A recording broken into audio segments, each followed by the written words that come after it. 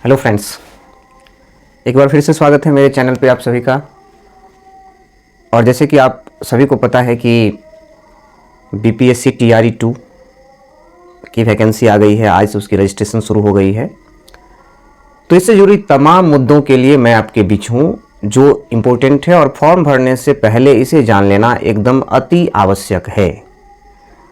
तो मिलते हैं इन्हीं मुद्दाओं के साथ, जिसमें ढेर सारी बातों पर हम लोग चर्चा करेंगे। और रजिस्ट्रेशन करने से पहले, आप यूँ कहें कि फॉर्म भरने से पहले ही हमें इन सारी बातों को भली भांति समझ लेने में ही भलाई है, क्योंकि इस बार कोई भी सुधार का मौका नहीं दिया जाएगा। बीपीएससी के चेयरमैन के द्वारा स्पष्ट कर दिया गया है कि यदि आपने फॉर्म में भूलवश कोई गलती कर लिया है और अभी फॉर्म भरने का डेट बचा हुआ है, तो आप दूसरा फॉर्म भर ले, ये हो सकता है, पर पहले वाले फॉर्म को एडिट करके आप सुधार कर ले, ये संभव नहीं है इस बार। बहुत ही इंपॉर्टेंट बात है।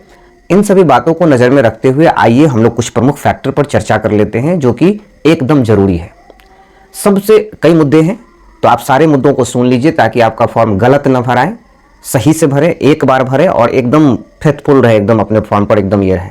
थोड़ा सा का भी चूक होगा ना, तो आपको गलत इन्फॉर्मेशन मानते हुए आपके विरुद्ध 5 साल के लिए आपको परीक्षा से बाहर भी किया जा सकता है। इसीलिए गलत जानकारी भी नहीं देना है, जानकारी सही हो और एक ही बार में फॉर्म कंप्लीट हो जाए। लेकिन इसके लिए तो जरूरी है कि आपको निश्चित रूप से काफ़ी ध्यान देने की जरूरत है। कई लोगों से गलतियां हुई है इस बार, आप देख रहे हैं, जब से फॉर्म फिलअप हुआ है तब से लोग एडिट की मांग कर रहे हैं। इस चीज़ के लिए गलती, उस चीज़ के लिए गलती हुई है, ढेर सारी गलतियाँ हुआ है। जानते हैं, कई भी जो बीसी के लोग थे, उनको जो कट ऑफ था बीसी से, उनसे ज़्यादा नंबर आ रहा था और इसके लिए वो कोर्ट में केस भी दायर कर दिए क्योंकि उनका सिलेक्शन नहीं हुआ। मेरे पास भी मुद्दे जब आए तो मैंने उनको बताया कि आपने बीसी से भरा था कि जनरल से, तो बोला ये तो मुझे नहीं पता है, लेकिन ओबीसी मैंने अपलोड किया है, एनसीएल। फॉर्म में भरे होंगे आप बीसी, तब तो फॉर्म में उन्होंने यूआर लगा दिया था, अनरिजर्व्ड जनरल। तो उनका बीसी से अधिक अंक आते हुए भी उनका सिलेक्शन नहीं हो पाया। बताइए क्या मतलब, कहाँ वो आज ट्रेनिंग में होते, कहाँ वो आज बीपीएससी के द्वारा चयनित शिक्षिका थी, और कहाँ आज वो फिर से दूसरी परीक्षा की तैयारी कर रही है। काफ़ी अफसोस हो रहा है। फॉर्म भरने में थोड़ी सी चूक होती है ना, तो जिंदगी कहाँ से कहाँ चली गई। सोच लीजिए, बीसी के कट ऑफ से उनको ज़्यादा आ रहा था, लेकिन उन्होंने फॉर्म भरते समय यूआर कर दिया था, तो उनकी रिजल्ट यूआर के कट ऑफ से आती, बीसी के कट ऑफ से नहीं आई, और काफ़ी मायूस रही। उनकी मायूसी से हम लोग भी मायूस रहे। इससे क्या मिला? कुछ मिला? आज कहाँ वो शिक्षिका होती, कहाँ वो ट्रेनिंग में होती, कितनी खुशी की बात होती। इसीलिए इस बार कोई भूल नहीं करना है। हालांकि मैं उनको भी बताऊंगा ये बात कि आप में जज्बा है, आप में जोश है, आप में शक्ति, आप कर सकती हैं। तो इस बार चूक हो गया तो आप उससे घबराए नहीं, आप इस बार लेकिन सही से काम करें। इसलिए मैं आज ये वीडियो बना रहा हूँ। मेरे पास वक्त नहीं होती इसलिए मैं नहीं बना पाता हूँ, लेकिन आज ये जानना जरूरी है। फॉर्म भरने से पहले मैं रजिस्ट्रेशन फॉर्म को भी एडिट करके कल आपके बीच भेजूंगा कि मतलब रजिस्ट्रेशन फॉर्म में कैसे भरना है, क्या भरना है, और उस चीज़ को देख के ही भरें। अभी 14 तक डेट है, लास्ट डेट से पहले ही भरना है। मैं कल बता रहा हूँ फॉर्म को दिखा करके। आज वीडियो लंबा हो जाएगा इसीलिए आज नहीं। चलिए आज सबसे पहले बात करते हैं हम लोग। प्रथम मुद्दा जो है हम लोग का, क्या सीटेट एपियरिंग वाले 6 से 8 के लिए फॉर्म भरेंगे कि नहीं। एकदम स्पष्ट फिलहाल अभी तक मना कर दिया गया है कि एपियरिंग वाले नहीं रहेंगे। अब बात आती है कि क्या बीच में उनको लिया जा सकता है, क्योंकि पिछले बार भी शुरू में नहीं थे, बाद में उनको ऐड किया गया।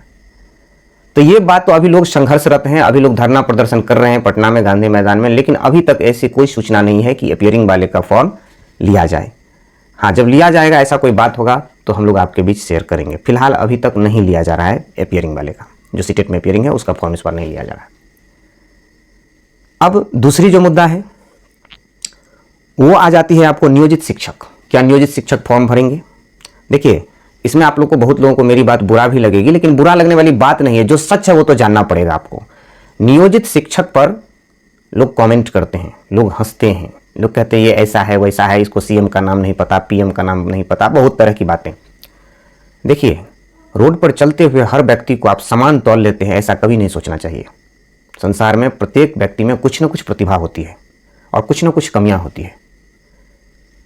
तो कई लोगों के वीडियो में मैं कुछ शब्द सुना कि नियोजित शिक्षक जाहिल है, गवार है। जब जब हम लोग ये करते हैं, कुछ मांग करते हैं, तो नियोजित शिक्षक बीच में घुस जाता है, परेशान करता है, ये करता है। भैया, आप क्यों नियोजित शिक्षक से खफा है? नियोजित शिक्षक कोई शौक थोड़े है नियोजित शिक्षक को कि अपना घर द्वार में नौकरी छोड़ करके जाए वनवास करने के लिए कहीं पर। चूंकि सरकार उनको राज्यकर्मी का दर्जा नहीं दे रही है और कहे सरकार के द्वारा कहा गया कि आप अपनी प्रतिभा को बीपीएससी के द्वारा दिखाइए तब हम आपको देंगे। मजबूर होकर लोग फॉर्म भरे हैं, किसी की इच्छा नहीं है। आप ध्यान से सुनिए। और एक बात और, अगर सरकार ऐसे ही राज्यकर्मी का दर्जा दे दे तो आज भी नियोजित शिक्षक कहीं नहीं जाएंगे, वो अपने ही यहां रह जाएंगे। पिछले वैकेंसी की भी मैं बात करता हूं और इस वैकेंसी की भी बात करता हूं। इसमें भी नियोजित शिक्षक को यही बात कहा गया कि आप फॉर्म भरें, भर सकता है, भारत के नागरिक जो भी है भर सकता है, ओपन कंपटीशन है। एक बात बताइए, वो क्यों छोड़ देंगे? मानवता में आके छोड़ेंगे, यही ना? तो वो मानवता में आकर के फॉर्म भरना छोड़ देंगे, आप उसको गाली देते हैं। हम लोग उसको क्या कहते हैं? जाहिल कहते हैं, गवार कहते हैं। ऐसा थोड़े है। ये बात मानता हूं कि कुछ लोग जरूर थोड़ा कमजोर हैं, इसका मतलब ये नहीं कि आप सबको मतलब समेट दे। ऐसा नहीं होना चाहिए और नहीं बोलना चाहिए। कंपटीशन काफी टफ होगी। पिछले बार नियोजित शिक्षक संघ के कारण रुके थे, उनके संघ उनको मना किए थे कि फॉर्म नहीं भरना है, परीक्षा नहीं देना है।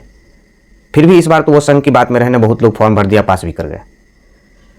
इस बार नियोजित शिक्षक भी आप में घुसेंगे और ये नहीं समझे कि 2-4 गो आएंगे, खूब आएंगे। कंपटीशन टफ होगी, तैयारी मन से करें।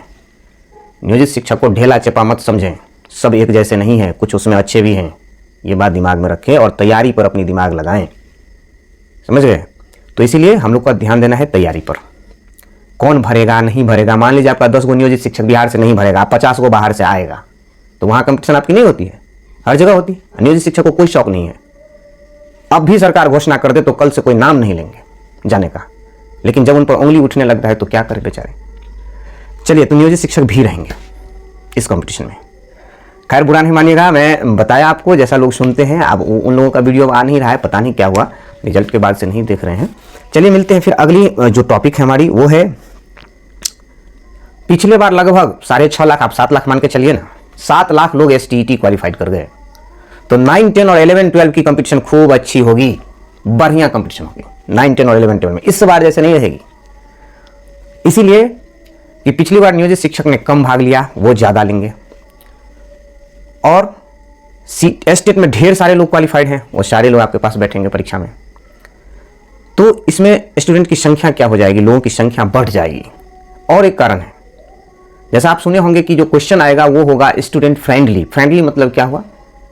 जाना पहचाना क्वेश्चन आएगा। कुछ क्वेश्चन ऐसे हो सकते हैं जो प्रीवियस ईयर से लिए जाए। तो ये जो प्रश्न आएगा जाना पहचाना, तो कट ऑफ का हाई होना एकदम तय है।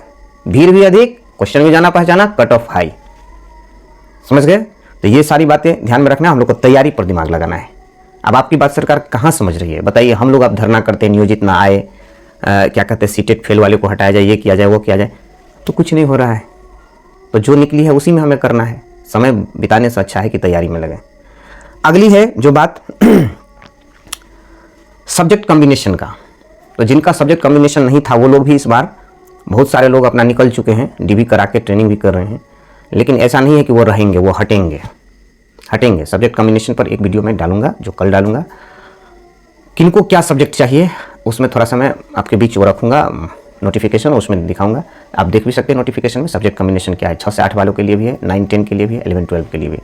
तो 11, 12 के लिए तो स्पेशल है, उस विषय से आपको PG करना है। बाकी के लिए देखेंगे कल। सब्जेक्ट कॉम्बिनेशन भी अच्छी होनी चाहिए।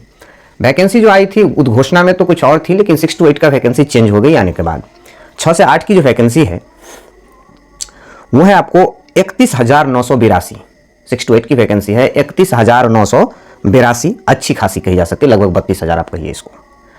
अब 9, 10 में 18,877 वैकेंसी जनरल है, 18,877 वैकेंसी।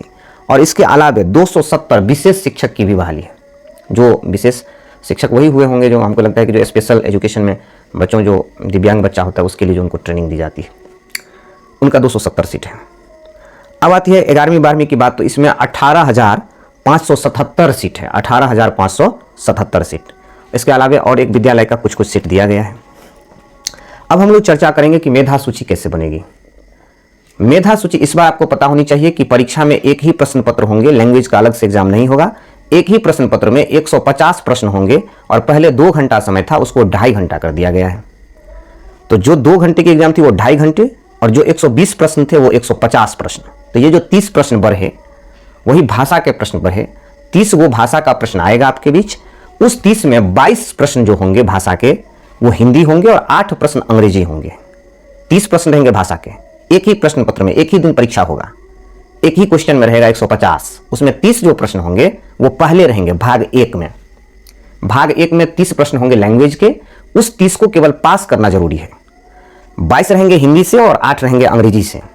इसकी क्वालिफाइंग मार्क्स है 30%। 30% का मतलब हुआ 9 नंबर।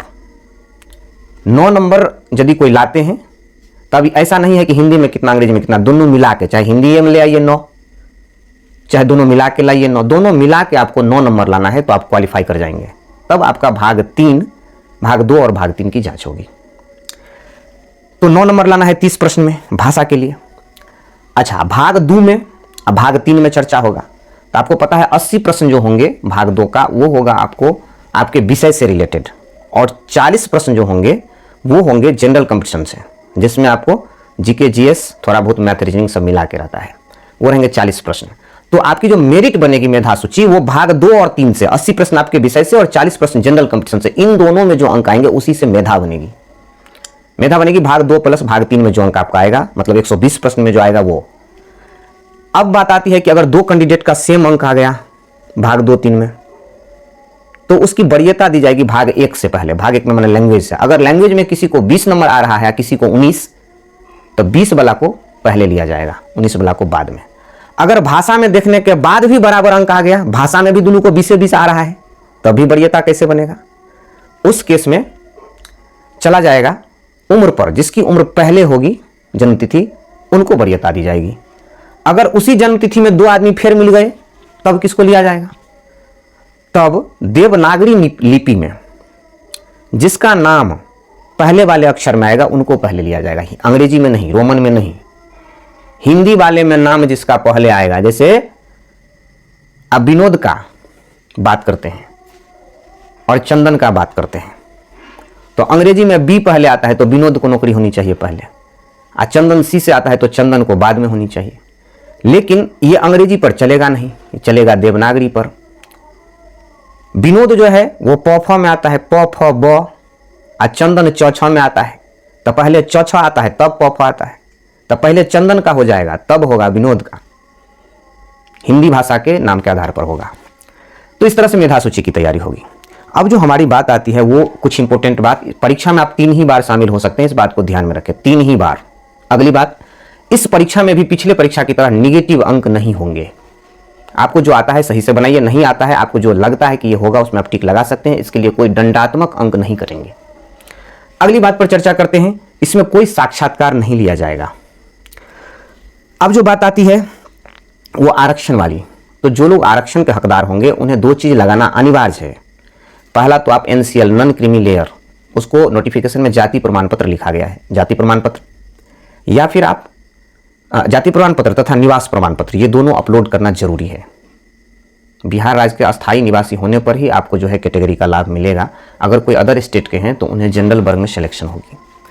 तो इस सब तरह से जो प्रमुख बिंदु थे जिस पर विचार करने चाहिए। इसके साथ साथ आपको नाम के स्पेलिंग में भी ध्यान रखनी चाहिए। कुछ से कुछ गलत फलत हर बार में कुछ कुछ टाइप कर दिया, कुछ वो मिस्टेक हो गया, झंझट हो जाएगा। इस बार ध्यान रखिएगा, मुश्किल हो जाएगा। एकदम ध्यानपूर्वक टाइम लीजिए।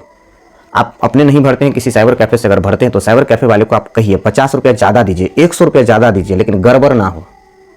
ये चीज़ मिस्टेक नहीं करिएगा, कोई एडिट की सुविधा नहीं मिलेगी। फॉर्म भरने की जो तिथि है वो मैं आपको यहाँ पर स्क्रीन पर दिखा देता हूँ। 5 तारीख से 14 तारीख तक रजिस्ट्रेशन है। विलम्ब शुल्क के साथ थोड़ा सा बढ़ाया गया है। ये सारे डेट्स हैं आपके पास, ये देख लीजिए स्क्रीन पर। इस डेट के हिसाब से आपको 2 दिन 3 दिन पहले तक ही फॉर्म फिलअप कर लेंगे, क्योंकि सर्वर डाउन होने के बाद इस बार लिखा हुआ है अविस्तारित। देख लीजिए इस पर अविस्तारित, मतलब इसको विस्तार नहीं किया जाएगा। डेट आगे नहीं बढ़ेगी। अगर आपका छूट गया तो छूट गया, क्योंकि सरकार को 2 महीना के अंदर में हर काम कर लेना है। पता नहीं क्या है, तो जो है अब तो रहना उसी में है। कल जो है मैं आपको सब्जेक्ट कॉम्बिनेशन का और किस तरह का सिलेबस आएगा उस पर मैं चर्चा करूंगा। सिलेबस क्या तैयारी करें, कहाँ से प्रश्न आ सकते हैं, इन सारी बातों पर कल चर्चा करते हैं। और एक बात, हम लोग कई विषयों का काम करते हैं, विषयों पर चर्चा करते हैं, मतलब मोटा मोटी आप समझ सकते हैं। तो जिन्हें ज़रूरत लगे वो ऑनलाइन के माध्यम से भी हमारी सपोर्ट ले सकते हैं, आवश्यकता लगे तो। वैसे ऑफलाइन तो चलता ही है। चलिए इन सारी बातों में कुछ अच्छी भी होगी, कुछ बुरी भी होगी। आपके लिए हमारे हिसाब से जो अच्छी बात थी वो मैंने बताया। फिर भी कोई बुरा लगा हो तो माफ़ करिएगा। शुभ रात्रि। धन्यवाद।